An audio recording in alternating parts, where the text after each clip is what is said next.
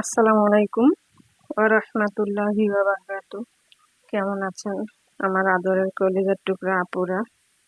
আল্লাহ সবাইকে ভালো সুস্থ রাখার তৌফিক দান করুন, এই দোয়া সবসময় করছি এবং আপনাদের দোয়ায় আমিও ভালো আছি। আলহামদুলিল্লাহ, আল্লাহর কাছে শুকরিয়া জানাচ্ছি। আপুরা, আজকে আমি আপনাদের সামনে হাজির হয়েছি পেঁপে, সাজনা ও আলু, শুটকি দিয়ে আমি ঝোল রান্না করব। তো আমি কড়ার মধ্যে কাঁচামরিচ ও পেঁয়াজ দিয়ে দিলাম।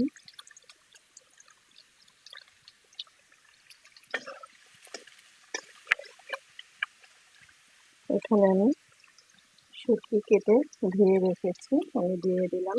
শুটকিগুলো এখন একটু তেলে ভেজে নেব।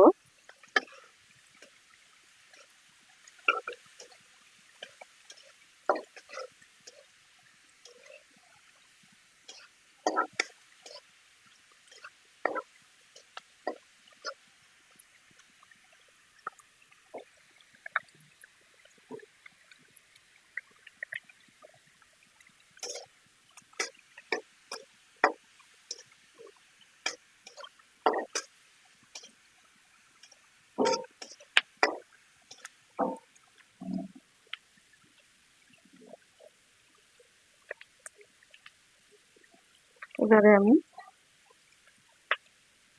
এখানে হলুদ গুঁড়ো, শুকনা মরিচ গুঁড়ো এবং জিরা গুঁড়ো ও লবণ মিক্সার করে আমি রেখেছিলাম, দিয়ে দিলাম।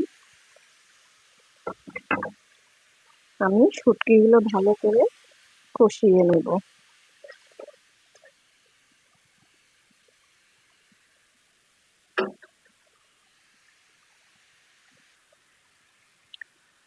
আপুরা, শুটকি ভুনা হয়ে গেল। এবার আমি এখানে পেঁপে, সাজনা, আলুগুলো দিয়ে দিব।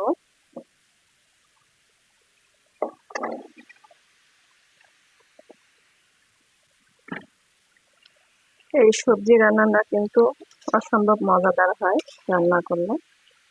আপনারা এইভাবে পেঁপে, যারা শুটকি খেতে পছন্দ করেন তাদের জন্য বলছি, এবং সাজনা ও আলু দিয়ে ঝোল করতে পারি, দেখবেন অনেক টেস্টি হয় রান্নাটা।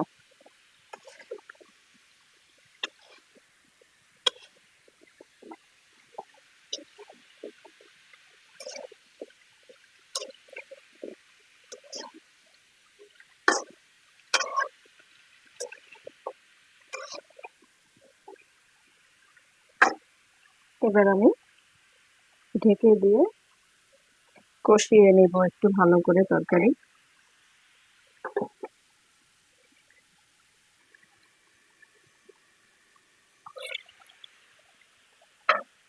আপুরা, পেঁপে সাজনা কষানো হয়ে গেছে তরকারিতে।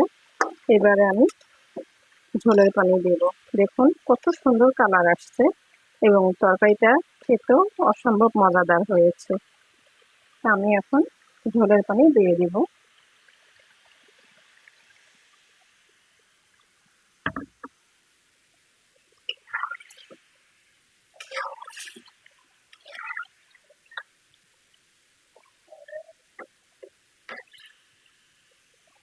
ঝোলের পানি দিয়ে দিলাম।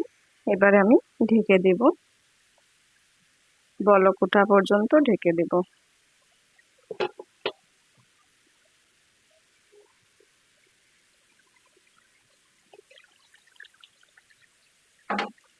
আপুরা, সাজনা তরকারি ঝোল রান্না হয়ে গেল। এবারে আমি নামিয়ে নিব।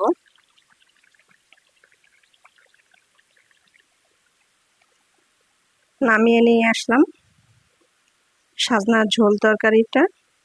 আপুরা, কেমন লেগেছে রান্নার ভিডিওটি আপনাদের কাছে? অবশ্যই কমেন্ট করে জানাবেন, লাইক দিন, বেশি বেশি করে শেয়ার করুন। দোয়া চাই, ছোট্ট রান্নাঘর চ্যানেলটিকে সাবস্ক্রাইব করতে একদমই ভুলবেন না।